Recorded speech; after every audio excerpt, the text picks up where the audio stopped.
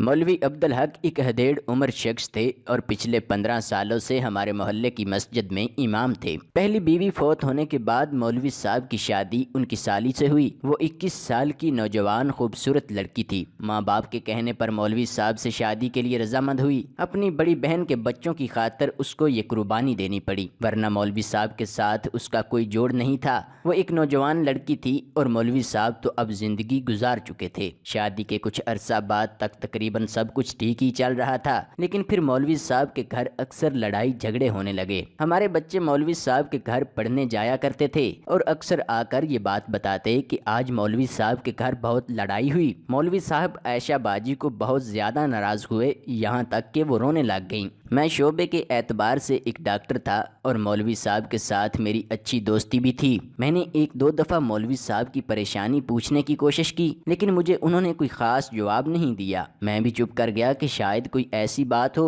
जो मुझसे ना करना चाहते हों। वो मुझे अपने बच्चों की तरह समझते थे और बहुत ही इज्जत भी करते थे। उनके चेहरे पर परेशानी मुझे वाज़ेह दिखाई देती थी, लेकिन वो मुझसे कुछ छुपा रहे थे। फिर एक दिन हमारे बच्चे जब कुरान पढ़ के घर वापस आए तो आते ही मेरी बेटी मेरे साथ चिपक कर रोने लगी। मैंने पूछा, बेटा क्या बात है, आप क्यों रो रही हो? क्या आयशा बाजी ने आपको मारा है? नहीं बाबा, मुझे आयशा बाजी ने नहीं मारा, बल्कि मौलवी साहब ने आयशा बाजी को मारा है और उनसे मोबाइल भी छीन लिया है जिस पर आयशा बाजी हमें नात सुनाया करती थी।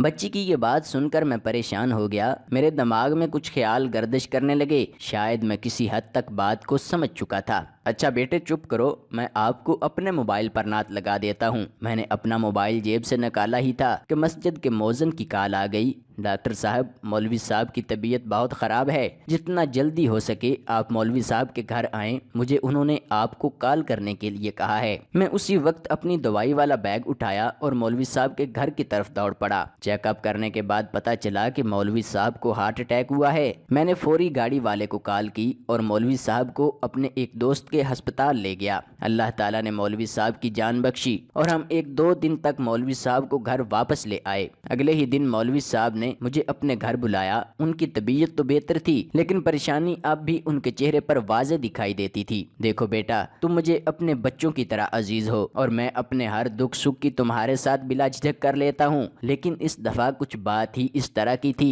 जो मैं तुम्हारे सामने चाह कर भी बयान ना कर सका। जी मौलवी साहब, मैं इस बात के लिए आपका बहुत मशकूर हूँ जो आप मुझे इस काबिल समझते हैं। देखो बेटा, दरअसल आयशा मेरी बीवी की सबसे छोटी बहन थी। मेरी बीवी फौत होने के बाद आयशा अपने वालदैन के कहने पर मुझसे शादी के लिए रजामंद हुई। उसके वालदैन चाहते थे कि उनकी बड़ी बेटी के बच्चों की जिंदगी खराब ना हो, वरना वो मुझसे शादी तो नहीं करना चाहती थी। ना ही मेरा और उसका कोई जोड़ था। वो अपने एक खाला जाद को पसंद करती थी और मुझे इस बात का पहले से ही अंदाजा था, लेकिन अपनी बहन के बच्चों की खातिर वो मजबूर होकर मेरे साथ इस बंधन में बंध गईं। अब मसला यह है कि उसका खाला जाद पहले तो सिर्फ फोन पर ही बात किया करता था, जो कि मेरे लिए नाकाबिले बर्दाश्त थी और इस वजह से ही हमारी अक्सर लड़ाई भी हो जाती थी। लेकिन कल रात में इशा की नमाज के बाद जल्दी सो गया। अचानक आधी रात मेरी आंख खुली तो आयशा अपने बिस्तर पर नहीं थी। मुझे कमरे से सरगोशी की आवाज महसूस हुई। मैं जो ही कमरे में दाखिल हुआ तो आयशा अपने खाला जाद के साथ काबिले एतराज हालत में थी। मेरे मुंह से अस्तगफिरुल्लाह निकला और मैं वापस अपनी चारपाई पर आ गया। उन्होंने भी मुझे देख लिया था। फौरन ही लड़का तेज कदमों से चलते हुए दरवाजे से बाहर निकल गया, लेकिन मैं अपनी इज्जत की खातिर उसे कुछ भी न कह सका।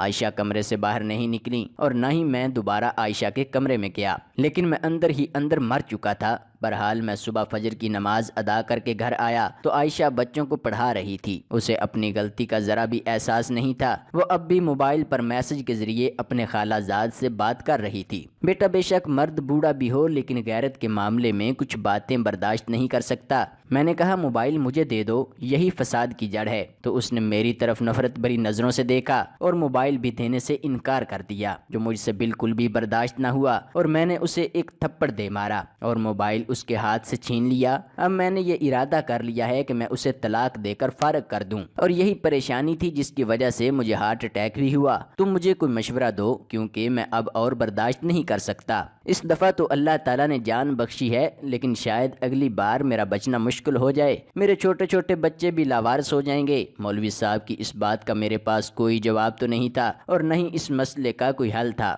میرے خیال سے مولوی صاحب نے جو ارادہ کیا تھا وہی بہتر تھا، لیکن مولوی صاحب کی بیوی پر یہ نوبت صرف اور صرف اس کے والدین کے غلط فیصلے کی وجہ سے آئی تھی۔ اور ہمارے معاشرے میں یہ بات اکثر دیکھی گئی ہے کہ اگر کوئی شادی شدہ عورت فوت ہو جائے تو اکثر یہی ہوتا ہے کہ والدین بچوں کی خاطر اپنی بیٹی کا نکاح کروا دیتے ہیں، اور اس معاملے میں نہ تو بیٹی کی مرضی پوچھی جاتی ہے اور نہ ہی کوئی عمر کا لحاظ رکھا جاتا ہے۔ ایک بیٹی تو فوت ہو جاتی ہے اور دوسری بیٹی کو والدین جیتے جی مار دیتے ہیں۔ پیارے دوستو، آپ اس بارے میں کیا رائے رکھتے ہیں؟ کمنٹ سیکشن میں ضرور اظہار کیجیے گا۔ ملتے ہیں ایک نئی ویڈیو کے ساتھ، دیکھتے رہیے الکتاب چینل۔ خدا حافظ۔